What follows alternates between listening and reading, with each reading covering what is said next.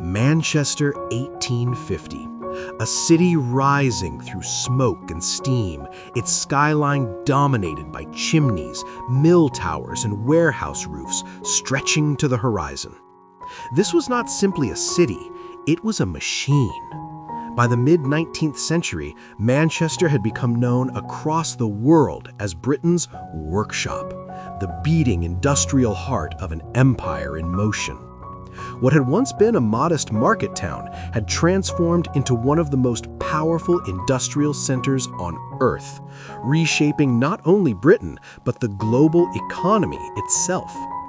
The roots of Manchester's rise lay in the late 18th and early 19th centuries, when technological innovation collided with geography and trade.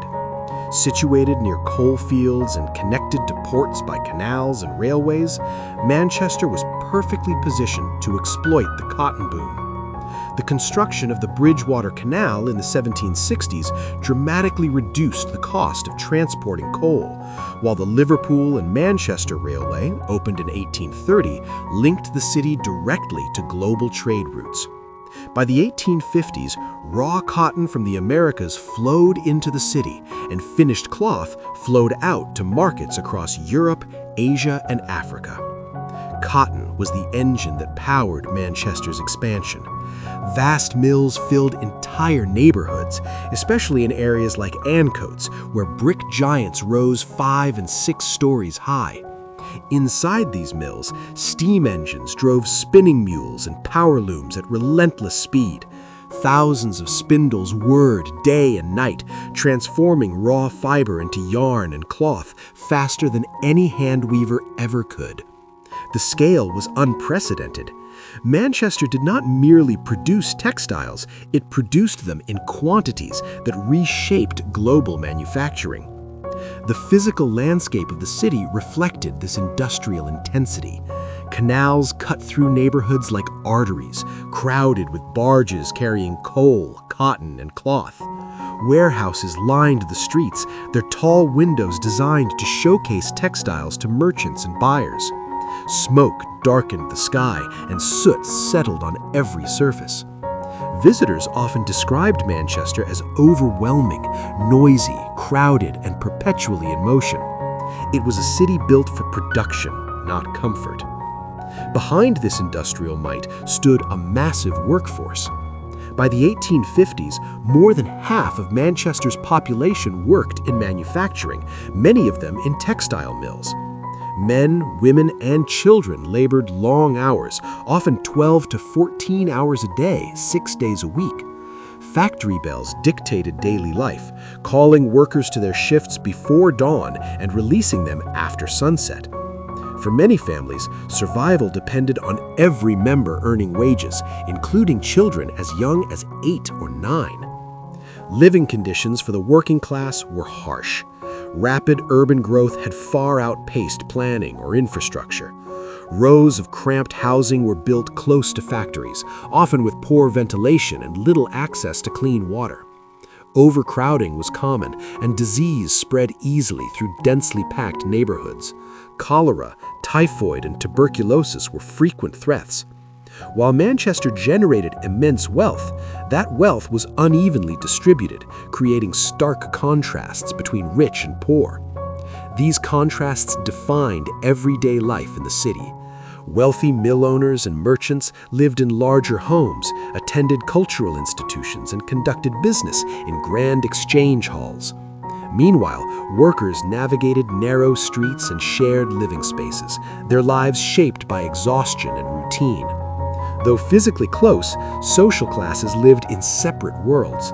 Manchester became a symbol of both industrial progress and the human cost that came with it. Yet Manchester was not only a city of machines and labor, it was also a city of ideas. The intense pressures of industrial life fueled political debate and reform movements. The city played a central role in discussions about free trade, workers' rights, and political representation. The Free Trade Hall, constructed in the 1850s, stood as a monument to Manchester's influence on economic thought. Reformers, speakers, and activists gathered here, shaping policies that would define Victorian Britain. Manchester's influence extended far beyond its streets. The city was deeply embedded in global systems of trade and empire. Cotton imported from plantations overseas, often produced by enslaved or exploited labor, fed Manchester's mills, linking the city to distant economies and moral contradictions.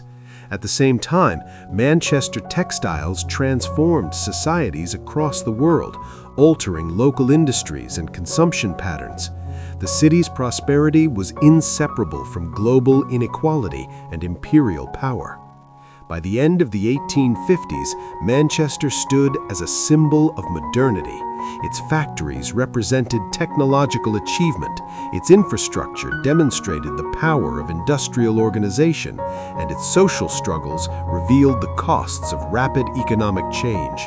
Writers, thinkers, and visitors from across Europe came to witness this new industrial world firsthand. Some admired its efficiency and scale, others were alarmed by its human consequences. Today, the legacy of 1850s Manchester remains etched into the city's architecture and identity. Restored mills, preserved canals, and museums stand where steam engines once roared. These remnants remind us that Manchester was not just a place where goods were made, it was a place where the modern world was forged. The story of Manchester in the 1850s is the story of industrialization itself. Innovation and exploitation, progress and struggle, all bound together in brick, iron, and steam. In reconstructing Manchester through AI, we are not merely recreating buildings or streets, we are reviving a moment when humanity crossed a threshold, when machines began to shape daily life on an unprecedented scale. Manchester, Britain's workshop, was the blueprint for the industrial cities that followed, and its echoes still shape the world we live in today.